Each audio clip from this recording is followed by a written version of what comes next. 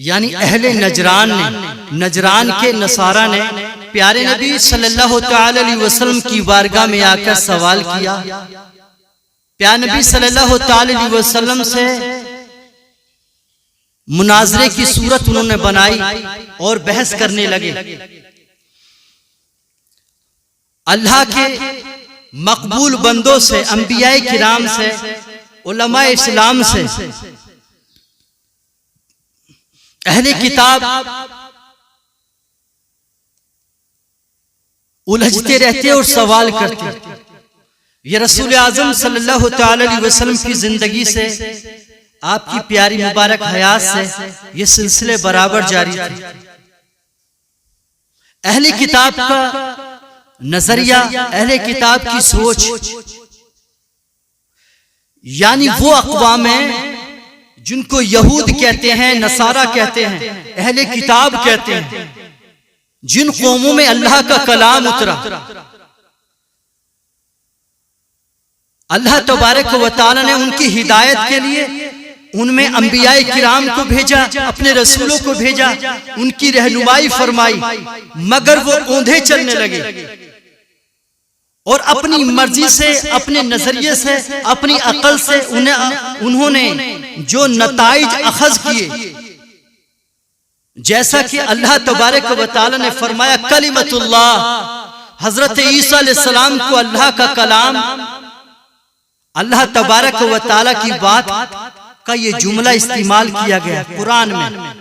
روح من اللہ، اللہ تبارک و تعالی کی روح، یا اللہ تبارک و تعالی کی جانب سے روح. تو انہوں نے اپنے اپنے نظریے، اپنے اپنے سوچ کے اعتبار سے جو نظریے اخذ کیے، جو اس سے فہم حاصل کیا.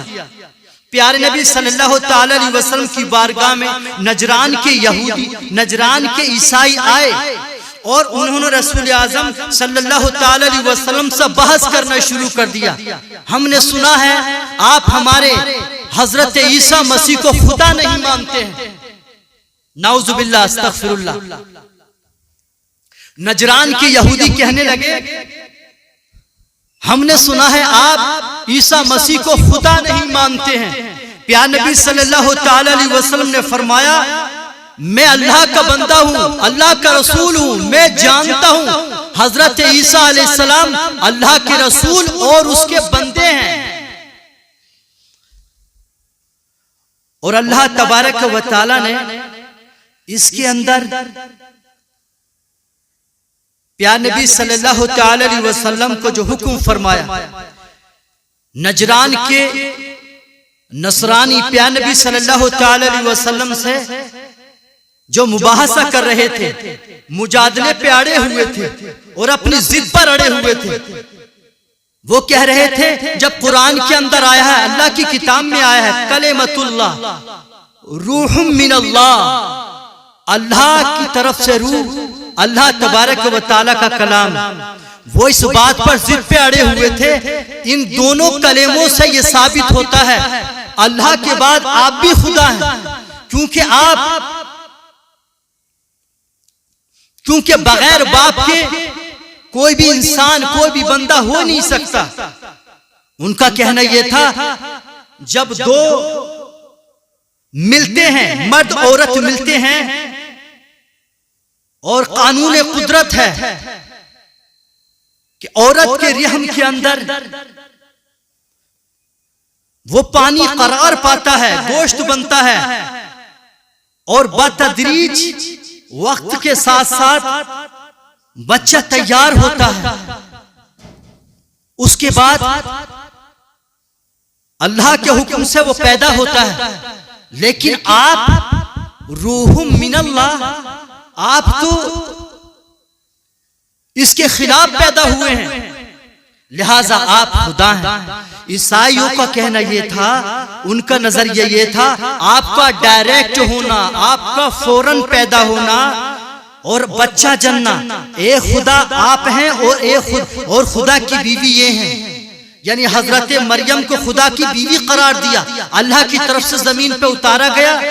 وہ خدا ایک، دوسرے خدا حضرت عیسیٰ اور تیسری آپ کی بیوی ہیں. تو یہ نظریہ رسول اعظم صلی اللہ تعالی علیہ وسلم کے سامنے ان لوگوں نے اپنا رکھا کہ ہم تو عیسیٰ مسیح کو خدا مانتے ہیں۔ پیارے نبی صلی اللہ تعالی علیہ وسلم نے فرمایا آپ خدا نہیں اللہ کے بندے ہیں اور اس کے رسول ہیں، میں بھی اللہ کا بندہ ہوں اس کا رسول ہوں۔ وہ بھی کہا کرتے تھے ان اللہ ربی و ربکم فاعبدوا، ارے میرا مالک اللہ ہے تمہارا خالق بھی اللہ ہے اور اسی کی بندگی کرو، یہی صراط مستقیم ہے۔ تو میرے عزیز اللہ تبارک و تعالی جس راہ پر ہم سے ملاقات فرمائے گا، اللہ تبارک و تعالی جہاں ہم سے ملاقات کرے گا، جو راستہ دار السلام میں جاتا ہے وہ صراط مستقیم ہے۔ اور ہم تو اللہ کے بندے ہیں، ہم اللہ کے رسول ہیں، اللہ تبارک و تعالی کا پیغام پہنچانے کے لیے ہیں۔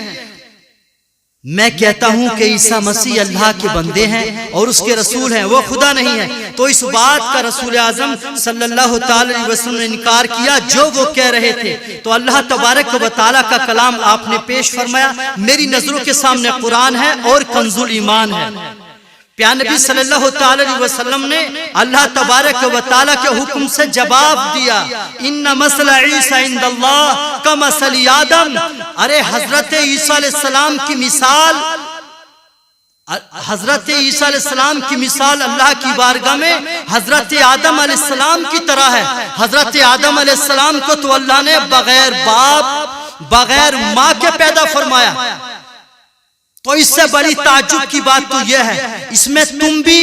حضرت آدم علیہ السلام کو اللہ کا بندہ مانتے ہو، تو تمہیں کون سی بات مانے ہے کہ تم اس شخصیت کو جو بغیر باپ کے پیدا ہوئی ہے اس کو تم اللہ کا بندہ مان لو۔ حضرت عیسیٰ علیہ السلام اگر بغیر باپ کے پیدا ہوئے ہیں یا اللہ تبارک و تعالیٰ کے حکم سے، الحق من ربک فلا تکن من الممترین، اللہ تبارک و تعالیٰ کی طرف سے حق واضح ہو جانے پر آپ شک کرنے والوں میں سے مت ہو جانا۔ آگے قرآن میں اللہ تبارک و تعالیٰ فرماتا ہے فَمَنْ حَاجَّكَ فِيهِ مِنْ بَعْدِ مَا جَاءَكَ مِنَ الْعِلْمِ فَقُلْ تَعَالَوْا نَدْعُ أَبْنَاءَنَا وَأَبْنَاءَكُمْ وَنِسَاءَنَا وَنِسَاءَكُمْ وَأَنفُسَنَا وَأَنفُسَكُمْ ثُمَّ نَبْتَهِلْ فَنَجْعَلْ لَعْنَةَ اللَّهِ عَلَى الْكَاذِبِينَ۔ اللہ تبارک و تعالیٰ کی طرف پیارے نبی صلی اللہ تعالی علیہ وسلم کا پیغام پہنچا، پھر اے محبوب جو تم سے عیسائی حضرت عیسیٰ علیہ السلام کے بارے میں حجت کریں بعد اس کے کہ تمہیں علم آ چکا، تو ان سے فرما دو آؤ ہم بلائیں اپنے بیٹے اور تمہارے بیٹے اور اپنی عورتیں اور تمہاری عورتیں اور اپنی جانیں اور تمہاری جانیں، پھر مباہلہ کریں تو جھوٹوں پر اللہ کی لعنت ڈالیں۔ یہاں پر پیارے نبی صلی اللہ تعالی علیہ وسلم کو اللہ تبارک و تعالیٰ کا حکم ہو رہا ہے۔ اے محبوب صلی اللہ تعالی علیہ وسلم دلیل پیش کرنے کے بعد، آپ کی حجت پیش کرنے کے بعد، ان کو سمجھانے کے بعد، کلام حق ان تک پہنچانے کے بعد، اس کے بعد بھی وہ ضد پر اڑے ہوئے ہیں۔ ان میں سے بات سمجھ رہے ہیں، وہ جان گئے ہیں آپ سچ کہہ رہے ہیں، آپ اللہ کے رسول ہیں، حضرت عیسیٰ کی رسالت کو آپ نے تسلیم کیا ہے۔ بعض کے دل نرم ہیں، وہ سمجھ رہے ہیں، لیکن بعض ضد پہ اڑے ہوئے ہیں اور وہ کہہ رہے ہیں کہ حضرت عیسیٰ اللہ ہیں، حضرت عیسیٰ بھی خدا ہیں۔ تو آپ ان کے لیے ایک ہی حکم ہے، اے محبوب پھر آپ ان کو دعوت دیجئے مباہلے کی، وہ بھی اپنے عزیزوں کو لے آئیں، اپنی بیویوں کو لے آئیں، کہہ دو ہم بھی لے کر آتے ہیں، تم بھی اپنے بچوں کو لے آئیں، ہم بھی لے کر آتے ہیں، تم ہی اپنی جانوں کو لے آئیں، ہم بھی لے کر آتے ہیں، ہم بھی اپنی جانیں پیش کریں، تم بھی اپنی جانیں پیش کرو، پھر اللہ کی بارگاہ میں دستبا دعا کرتے ہیں تمہارا خدا ہے، تمہارا خدا جس کو تم مان رہے ہو وہ حق ہے یا میرا خدا حق ہے، آؤ دعا کرتے ہیں۔ یہاں پہ لعنت کی دعا ہے، وہ لوگ سمجھ گئے، جان گئے، جو جانتے تھے سمجھ رہے تھے یہ اللہ کے رسول ہیں، ان کو اللہ کا حکم ہو گیا ہے، اگر یہ لعنت کی دعا کر دیں گے تو ہم سب برباد ہو جائیں گے، کیونکہ رسول کی بد دعا یہ عذاب کو دعوت دینا ہے، اور یہ ڈیسیزن فائنل ڈیسیزن ہوتا ہے، کیونکہ مباہلہ نبی کو دعوت دینا یا نبی کا دعوت دینا، اور یہ دعا کے لیے نبی سے مقابلہ کرنا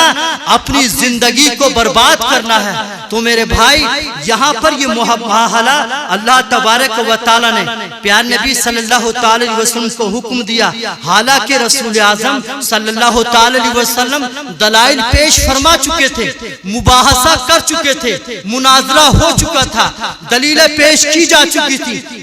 مجادلہ کیا جا چکا تھا، مگر یہ مباہلہ رسول اعظم صلی اللہ تعالی وسلم کی سنت ہے،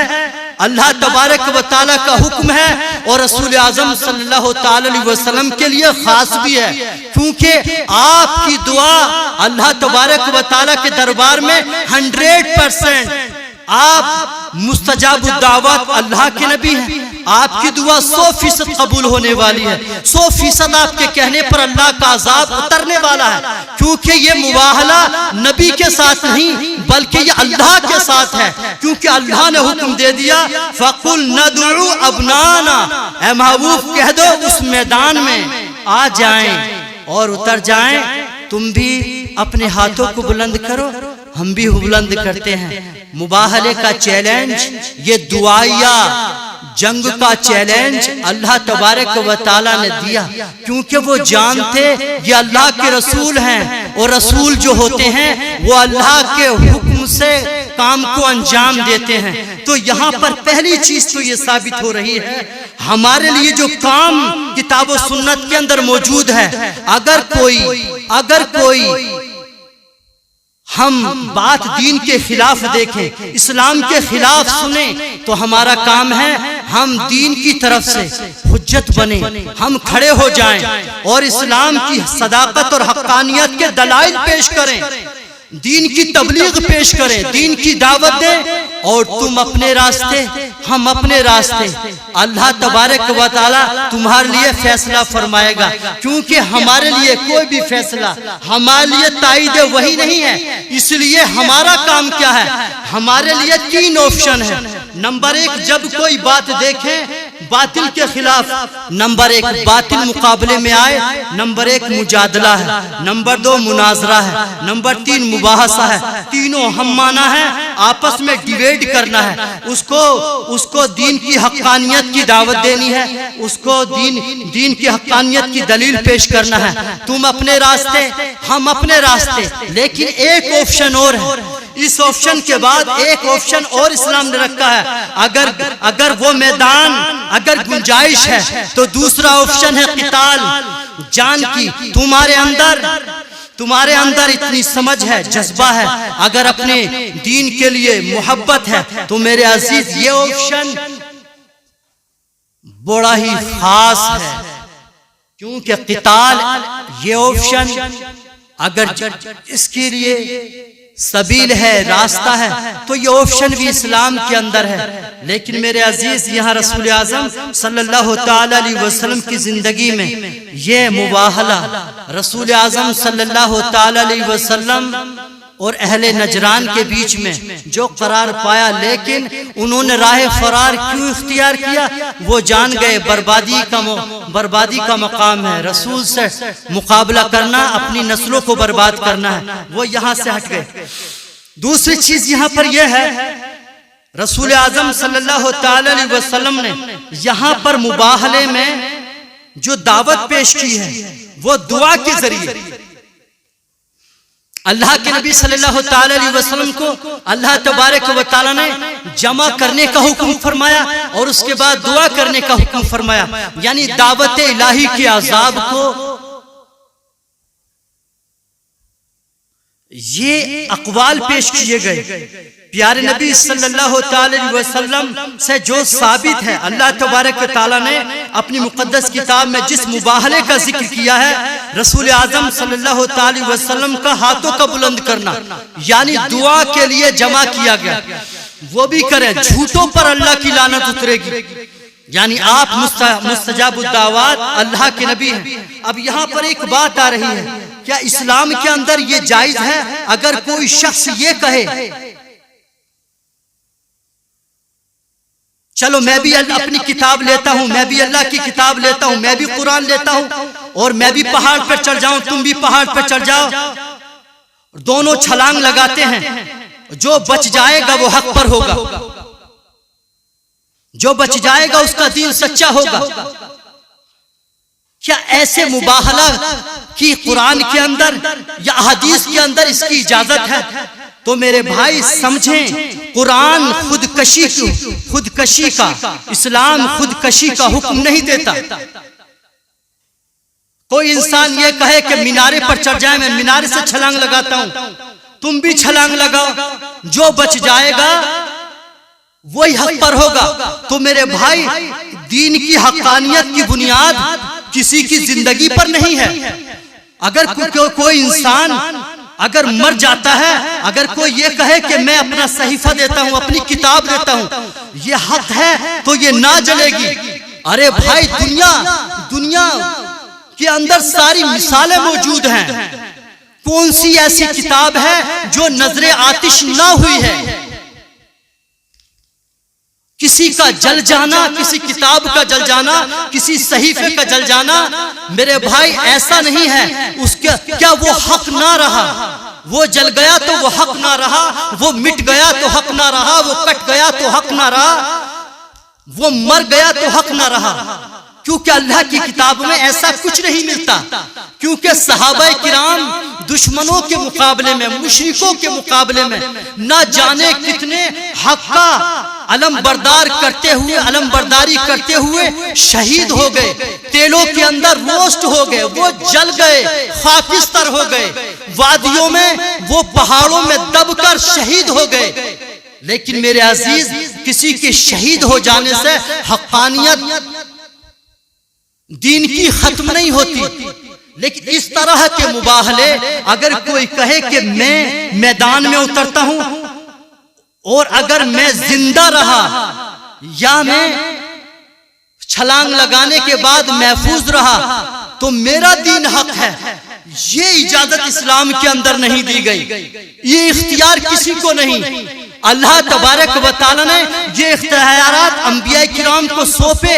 لیکن رسول اعظم صلی اللہ تعالی علیہ وسلم نے ایسی دعوت نہیں فرمائی جس میں اسلام کے اندر جائز نہیں، اسلام کے اندر حرام ہے۔ ایسے دعوے کرنا اسلام کے اندر شرعاً حرام ہے۔ کسی ایسے دعوے پیش کرنا، اگر یہ کہے، جیسا کہ سوشل میڈیا کے دور میں ہم نے ایک سوشل میڈیا پہ ایک ویڈیو کو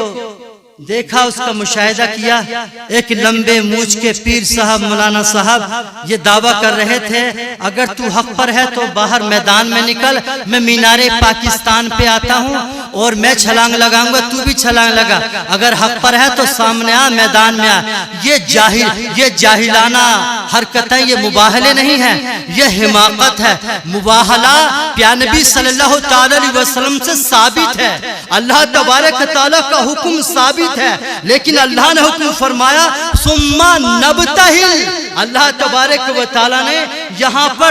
دعا کرنے کا حکم فرمایا، ہاتھ اٹھانے کا حکم فرمایا۔ محبوب آپ تو ہاتھوں کو اٹھا کے دعا کریں، وہ بھی اپنے ہاتھوں کو اٹھائیں، وہ